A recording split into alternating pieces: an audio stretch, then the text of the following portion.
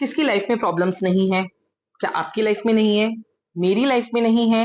या जितने भी लोग आपके आसपास हैं, क्या उनकी लाइफ में कोई ना कोई प्रॉब्लम नहीं है? बहुत प्रॉब्लम्स है। और प्रॉब्लम एक छोटी भी हो सकती है, प्रॉब्लम्स बड़ी भी हो सकती हैं। कोई कोई प्रॉब्लम ऐसी हो सकती है जिससे आपको लगता है कि आप उससे कभी निकल नहीं पाएंगे।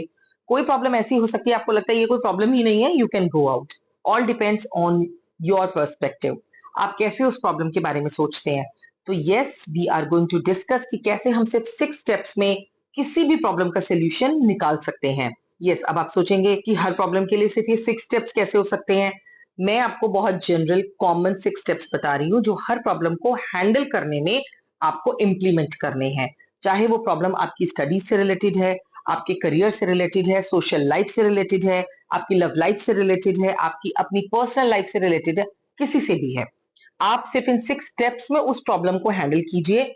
आपकी चाहे कोई भी कैसी भी प्रॉब्लम है वो ऑफकोर्स रेक्टिफाई हो जाएगी अगर आपने सही तरह से उसको फॉलो किया। Number 1, identify and define the problem. पहले अपनी प्रॉब्लम का पता लगाइए, उसे पहचानिए कि वो प्रॉब्लम कैसी है, किससे रिलेटेड है, क्या उसके कंपोनेंट्स हैं, कहाँ वो परेशानी दे रही है और कहाँ आपको वो नुकसान पहुंचा रही है। तो पहले तो प्रॉब्लम के बारे में पता लगाइए। जैसे कि अगर आप एक स्टूडेंट हैं तो आपके लिए एक सब्जेक्ट डिफिकल्ट फील हो रहा है और आपके एग्जाम्स हैं बहुत जल्दी और आपको कुछ समझ नहीं आ रहा। So how would you do? तो नाउ यू नो कि आपको किस सब्जेक्ट में प्रॉब्लम है, उसके किस टॉपिक में प्रॉब्लम है, पूरा सब्जेक्ट टफ आपको फील हो रहा है। अगर तब भी है तो आपके पास उसके बेसिक सॉल्यूशंस क्या हो सकते हैं, then you have to move towards them. Second step follow कीजिए, जनरेट पॉसिबल सॉल्यूशंस। जैसे मैंने आपको एग्जांपल दिया कि आपके मैथ्स आपको टफ लग रहा है और आपके पास एग्जाम्स के लिए सिर्फ 1 मंथ है फॉर एग्जाम्पल, और आप बहुत सारी प्रॉब्लम्स एंड डिफिकल्टीज उसमें फेस कर रहे हैं। तो आप उसके सोल्यूशन को कैसे निकालेंगे, पहले ये देखिए कि आपके पास उससे रिलेटेड कोई गाइड, कोई एक्स्ट्रा स्टडी मटेरियल है जो आपको हेल्प कर सकता है, जो कि सिंपल लैंग्वेज में है। नहीं तो इंटरनेट एक रिसोर्स है, क्या वो आपको हेल्प कर पा रहा है?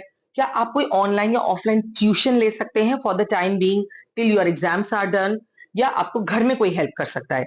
तो आपने 4 रास्ते सोचे, इन चारों में से कोई ना कोई एक रास्ता आपको लेना होगा ताकि आप अपने प्रॉब्लम के सोल्यूशन की तरफ बढ़ सकें। So of course, collect the resources what you have and then generate the possible solutions. Now evaluate alternatives. अब आपके पास 4 सॉल्यूशंस हैं, लेकिन उन चारों सॉल्यूशंस में से कौन सा बेस्ट है ये आपको देखना है। That depends upon your IQ। आप कैसे उन्हें evaluate करेंगे, कौन सा इजी है, क्विक है, लॉन्ग लास्टिंग है, और आपके एग्जाम्स आने तक मैथ्स, इंग्लिश, जो भी सब्जेक्ट आपको टफ लग रहा है उसमें क्या हेल्प कर सकता है, क्योंकि कंटेंट बहुत ज्यादा है। कौन सा कंटेंट आप घर पर कवर कर सकते हैं, कौन सा कंटेंट आप सिर्फ और सिर्फ किसी की हेल्प से सॉल्व कर सकते हैं। आपको वो लिस्ट आउट करना होगा, उसे बाइफिकेट करना होगा, and then you have to discuss with the person जिसके भी पास आप सोल्यूशन के लिए जा रहे हैं। It can be your teacher, it can be your parent, may be your friend, may be your mentor, कोई भी हो सकता है। आप जिससे भी हेल्प ले रहे हैं, अगर आप खुद एफर्ट कर रहे हैं तो वो आपको ज्यादा हेल्प कर पाएंगे। तो आपको बेस्ट ऑल्टरनेटिव चूज करना है कि आपको इंटरनेट से हेल्प लेनी है, टीचर से हेल्प लेनी है, पेरेंट्स से, या फिर किसी और से लेनी। Now you have to decide quickly. आपको सॉल्यूशंस पता है कि इनमें से चूज करना है, आपको डिसीजन भी क्विकली लेना है, because you are already running short of time. आपको ऑलरेडी समय नहीं है किसी भी प्रॉब्लम को सॉल्व करने के लिए। अगर आपके पास समय नहीं है, देखिए प्रॉब्लम कब बड़ी बनती है, जब हमें पता होता है कि हमारे पास समय कम है उसे सुलझाने के लिए। तो now you have alternatives and take the quick decision, ताकि आप जल्दी से जल्दी डिसीजन लेके उसको इंप्लीमेंट कर पाए। Next step is implementation. तो आप उसको इंप्लीमेंट कर पाए and then you can get the solution of your problem. Even might be you will have a time to revise before the exam. As I told you, fifth step is implementation of the solution. फटाफट से decision लीजिए, फटाफट उसको implement करिए। अगर आप उसे implement करना शुरू करते हैं तो आप देखिएगा कुछ ही दिनों में तो आपको ऐसा लगने लगेगा जितना बड़ा मैंने प्रॉब्लम को समझा था उतनी बड़ी तो प्रॉब्लम है ही नहीं। Problem is small now. वो स्मॉल इसलिए हो गई क्योंकि आपने खुद से एवेलुएट करके उसके लिए वे आउट्स निकाल लिए, रास्ते निकाल लिए। तो जब आप ये काम कर सकते हैं तो फटाफट से इसको इंप्लीमेंट कीजिए और प्रॉब्लम को अपने से दूर भगाइए। Before you take the decision and implement the solution, आपको एक और चीज ध्यान में रखनी है जो हमारा 6 स्टेप है। आपको आउटकम्स भी देखने हैं। आउटकम्स मतलब रिजल्ट्स। क्या आपने डिसाइड किया कि आप इंटरनेट से हेल्प लेंगे? आर यू श्योर कि आपको इंटरनेट उतना हेल्प कर पाएगा जितनी बड़ी आपकी प्रॉब्लम है, और आपको एग्जाम तक आप इंटरनेट के थ्रू ही सारा प्रॉब्लम कवर कर लेंगे ऑन योर ओन? तो आप जरूर इस डिसीजन को लीजिए। Otherwise please look at the back, again compare the alternatives and choose one among them. आपको लगता है कि you need someone's guidance, आपके घर में अगर आपके फादर या मदर आपको उस सब्जेक्ट से रिलेटेड हेल्प कर सकते हैं तो फिर तो बहुत अच्छा है। आप अपने और उनके टाइम की फ्लेक्सिबिलिटी के अकॉर्डिंग डिसाइड कर सकते हैं। Otherwise you can take a paid tuition, you can go online, there are also many classes, you can take the guidance from there. तो आप अपने आप डिसाइड कीजिए, इंप्लीमेंट कीजिए, लेकिन उससे पहले ये देख लीजिए कि जो आउटकम्स आपको रिक्वायर्ड है, उस प्रॉब्लम को, सॉल्यूशन को, जो आप एक्सपेक्टेशन आपकी है, वो हो रही है या नहीं हो रही है। So that is equally important. ये 6 स्टेप्स आपके लिए सबसे ज्यादा इंपॉर्टेंट है, इन्हें फॉलो कीजिए। The video is not ended yet, मैं आपको अभी और कुछ एडवाइस भी देने वाली हूँ। जरूरी नहीं है कि हर प्रॉब्लम का सोल्यूशन आप एक बड़ा ही निकालेंगे। कभी कभी छोटे छोटे स्टेप्स से ही भी छोटी छोटी प्रॉब्लम्स बड़ी बनने से रुक जाती हैं। फॉर एग्जाम्पल, दो फ्रेंड्स के बीच में आर्ग्यूमेंट्स हुआ।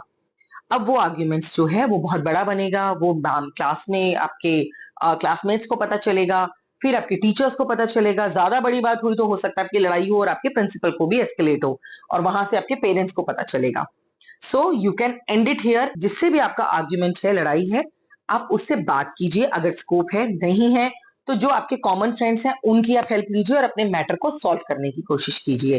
तो अगर आप छोटे लेवल पे प्रॉब्लम्स को सॉल्व करते हैं और वो सॉल्व हो जाती हैं, so you are the winner, you are doing the right thing. Maths की प्रॉब्लम जैसे मैंने आपसे डिस्कस की कि आपको कोई भी मैथ्स, इंग्लिश, किसी भी सब्जेक्ट से रिलेटेड प्रॉब्लम है, तो उसे छोटे लेवल पे ऐसे सॉल्व कीजिए।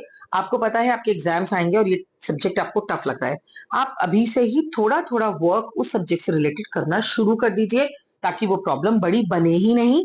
आपको आधा कंटेंट आता है, 1 महीने का टाइम काफी बड़ा है, आप उस महीने में सिर्फ बड़ी प्रॉब्लम्स को हैंडल कर सकते हैं। छोटी चीजें तो आपने खुद से सॉल्व कर ली। हमेशा अपने बेनिफिट्स और रिस्क को कैलकुलेट करते रहना चाहिए। आपको ये पता होना चाहिए कि अगर आप ये करेंगे तो इससे आपको ये बेनिफिट्स होंगे, और अगर आप दूसरी स्ट्रैटेजी को अपनाते हैं तो आपको ये रिस्क होने के चांसेस हैं। तो हमेशा इवेलुएट कीजिए ताकि एक बेस्ट डिसीजन लेकर आप आगे बढ़ सकें। So keep planning, keep drawing good strategies, and keep getting the solutions to your problems always. Life में सारी प्रॉब्लम्स इसी तरीके से हैंडल होती हैं। अगर आप ये 6 स्टेप्स अपनी हर प्रॉब्लम के लिए यूज करते हैं, आपको कोई भी प्रॉब्लम इतनी बड़ी लग ही नहीं सकती कि आप उसे सॉल्व ना कर पाए। ये मान लीजिए कि हर प्रॉब्लम का सोल्यूशन है, क्योंकि अगर सोल्यूशन नहीं है तो वो प्रॉब्लम भी नहीं है। Then you are the winner. Subscribe the channel and like and share. Thank you. Thanks for watching. Subscribe to our channel.